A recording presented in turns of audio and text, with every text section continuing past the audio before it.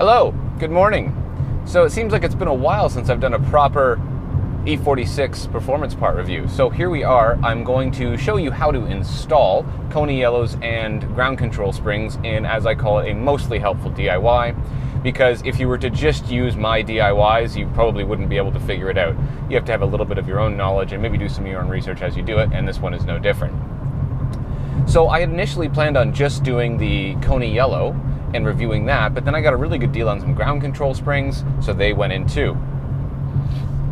So let's take a look quickly at how to install the rear shocks and the front shocks with the spring. Hi friends, so today we are going to do the Koni Yellow install on my E46 BMW.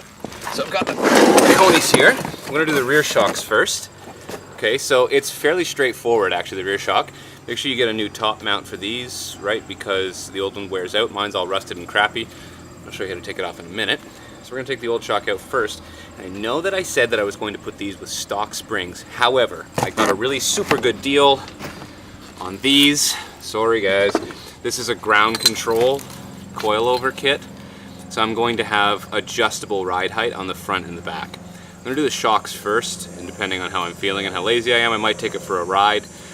In the rear anyway, maybe, unlikely, but we'll see how easy these are to go in. These are a pretty beat up old pair, but I got them for a hilariously good deal, so this is what's going to be going in. So to remove the old shock, you have to take the carpeting out of the back of the car here. So pull this out. There's a piece of rubber there that needs to kind of, it covers the shock. If you look back there, there is the top of the old shock, okay? So you want, there's two bolts, one here and one there on the other side to remove that, and it drops straight out. And then down here, we've got just the one bolt on the bottom to take out. I would recommend hitting these with some PB Blaster or some penetrant, because they're probably a little bit stuck. Okay, so this one here is 18 millimeters. Let's see how easily this comes off.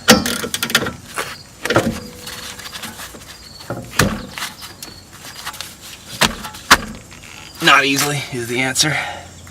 Breaker bar time. You will want to support this a little bit, just with a block of wood and a jack or something, because this will just kind of pop out. So I did that right before I dropped this thing right out of there. Okay. Okay, and that is just a 13 millimeter socket that takes the top bolts out. Really easy. All right, so I just realized an easy trick here. I didn't even think about this. And instead of like doing the 2 wrench method here, when you get this out, to put like a little 6 there and a 16 on this, just leave it in here and tighten it up, and then use the position of it when it's locked in to break that top bolt, and then you're good to go. And then it loosens right up, and you take this guy out, and it's easy to get the shock off of the shock mount. Okay, so when you assemble the new, this is the Koni right here, so with the bump stop on, just like that, it sits all the way down there. We get this little plate that I probably should have replaced because it's all rusty, but I'm too cheap. And we've got the washer that Koni gives you, which fits right there, which is a little spacer. Okay. Then you put your, should be a new shock mount at least, on top. This is a Mile HD, Mile HD, I don't know. It's a little bit stronger than the stock one, but not as strong as they come. It's kind of in the middle, right? And then we put this little washer mount on top, going that direction like that. And then you put your washer on top, or your bolt on top, and this gets only torqued to 10 foot-pounds, so don't over torque that. You end up what I just did for the last 20 minutes, trying to get the old one off.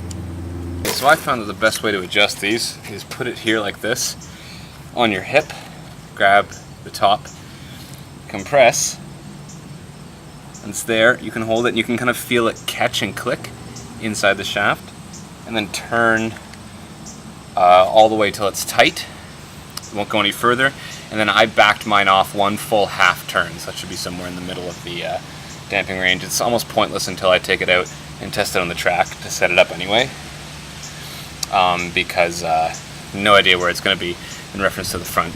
What you should do is put a reinforcement plate which goes inside the trunk on the top to protect the top part of your the actual frame of your car, because that's a pretty weak point.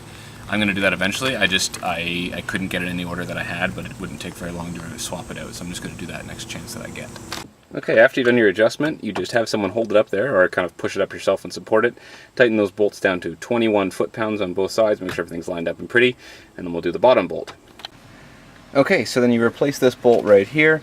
It is a 18mm bolt, torqued to 76 foot-pounds. When you get the wheel on and the car drop, torque it. Make sure that it's torqued then. Don't torque it now. Apparently, I've been told you're supposed to do that. Okay. Okay, so the front shocks. These are actually really easy to get off, all things considered. Once again, I'm not going to compress the springs. I am just going to remove the struts, and I'm going to take them to a place that's going to compress the springs for me, because the price that it costs to buy a good, safe spring compressor kit is more than it is for me to just take them to a shop and have them do it, and I don't do it very often. If you happen to see my shorts, and they're incredibly short, they belong to my father in the 70s, so I'm not responsible for anything that may happen to you while you are looking at them. So this is pretty straightforward. Here's the shock. Here's your disc brake, and the steering knuckle is underneath. Okay, so we're going to remove the sway bar first. Now what I do is I jack up the steering knuckle just enough to take the weight and the pressure off the sway bar that it's actually really easy to get out. If you fight with it, it's just, you can hammer it out, you can damage the threads. Don't do that. Just raise this enough, and I'll show you what that looks like in just a second. Okay, so I use a little piece of wood like this, and I put it on the top of just any normal jack like this. And I'm just going to jack it up to relieve some pressure on the sway bar. Just find a spot that makes sense to jack it up and don't damage anything.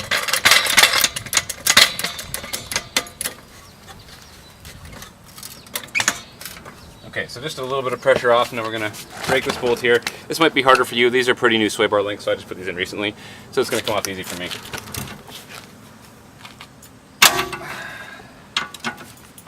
Just like that. Okay.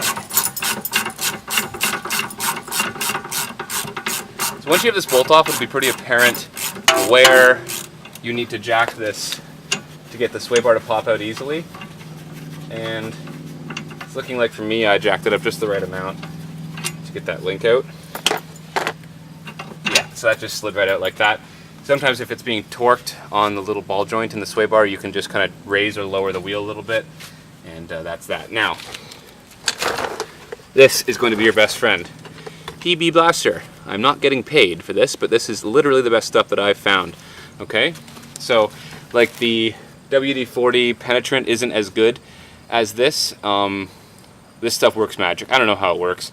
It's unbelievable stuff. So take this and give it a hit on the main bolt that goes through the back of the steering knuckle, holding the strut onto it.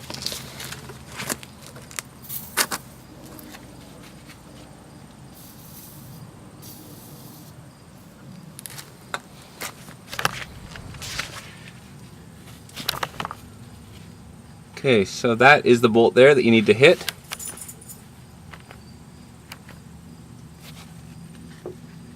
Alright, right there. There it is on the other side. Okay, hit those parts there, and while you're there, give this ring right here a nice hit. Okay, because that is going to be loosened, and that's what actually brings the strut out. Okay, so I did break a bolt on this, and then what I had to do is take it to a shop and get them to weld a little bolt to it and pull it out the other side. And that worked, so thankfully it wasn't fully seized in there and didn't have to be drilled out. So I did get the shock out, so all you pretty much have to do to get the shock out of here is to just remove that bolt, support this whole thing with something.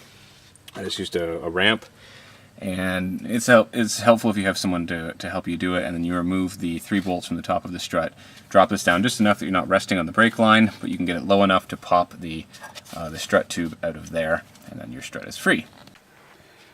Okay, now what you have to do with the Koni Yellow shocks is that this is if you're not getting the proper ground control package for Koni. These are just the regular Koni shocks.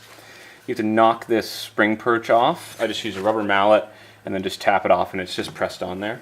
And then you take your ground control spring seats, and you actually have to cut a piece in them. This is a lot easier than it sounds.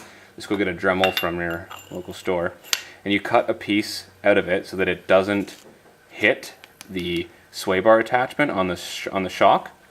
So I just cut it enough that it just sits all the way down in here. So that's actually where the pressure is going to be pushed. If you don't cut this out, it'll actually sit like that on the sway bar attachment, and if you look there, it's not seated all the way. So this is what a nice cutout looks like Nice and basic. Don't make it come to a point, because then you can potentially split this under pressure. So do this and then just grind that down, sand it, everything's nice and smooth, and it will sit there nicely. If you get the proper Koni ground control shocks, this is a different design, so you don't have to do this. And now this is the actual spring seat here. So that just screws on, nice and smooth. Now what I would do before you put the springs on and have it installed, take this screw out of here completely and put some copper anti-seize on it, and when you put it back in with the Allen key, do not tighten it very tightly. Okay, because these are very well known. It's all over the internet. This screw here seizes, and then this spring perch is seized in place. I actually had to buy new spring perches from the kit that I bought that was used. I had to Dremel cut right through that bolt to actually get the spring perch off, so I had to buy new ones. Okay, they're only about like 25 bucks, but if you live in Canada like me, with shipping and duties, it ends up being about $5,000 by the time I get it to Canada. So the idea is that take good care of that. Do not crank that too tight. I'm going to use some copper anti-seize to make sure that it doesn't seize in there. Make sure you seat the Allen key properly in that hole. You do not want to strip that. This is the biggest issue with the ground control things that I have read about. So I'm going to take this to a shop and get it properly installed. I've got my struts over there. You can see them lying on the ground. I'm going to have the ground control spring is going to go on. I'm going to use my top strut hat, and then I'm going to reinstall them back on my car. Okay, so back from the shop, got the coilover assembled. Now, this is kind of weirding me out a little bit, the way that this all works, okay? So apparently this is correct. This spring is loose. It didn't actually have to compress it. So when you sit the car down on the whole thing, it will compress and everything will be fine. So you have to make sure everything's lined up. I'm going to start at this setting. Honestly, it's irrelevant where I put the ride height, because it's going to be wrong for corner balancing. So I'm going to get a proper alignment and a corner balance so that I can make sure that everything's properly set up for the track. I don't know if I'm going to be able to do that in time for my next autocross, so that could be hilarious. But I can't stress this enough. If you're going to do coilovers, the purpose of coilovers is not to slam your car. I mean, you can use it for that. But if you're going to be driving the car aggressively on the track or whatever, the purpose of it is so that you can corner balance the car properly. So you can get it set up with an alignment at a proper racing shop and have them put the same weight in all four corners. Okay, so you'd like sit in the car and they go around, they take the wheels off, lower the car, measure it with scales on all four wheels, make sure that it's balanced up properly. That's the purpose of this, right? So we'll see how this works. So it's just the ground control collar, the ground control top, and then this is the stock bearing from my shocks, which turns out are actually in really good shape, which is cool. But we'll see how much of a difference these actually end up making. I'm interested to see. I think that he installed this bump stop upside down now that I'm looking at that. Yeah. Okay, so hopefully this works out. I'm going to install these in the car right now. Installation is just the same as removal, honestly.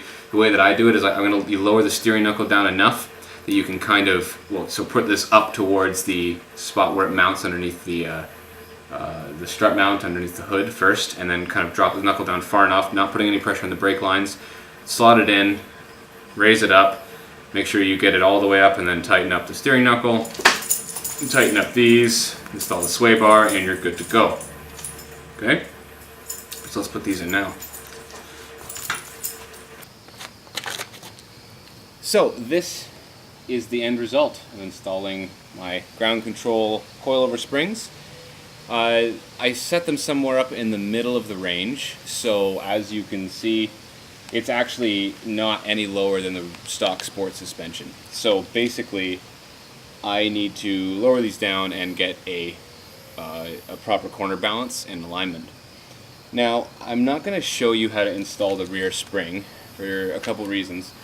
One, I don't like the way that I did it. I didn't find it very safe, so I don't want to promote that. I use the jack inside the back of the car to actually push down the control arm to be able to get the old spring out, which didn't seem safe, so I don't want to show you how to do that.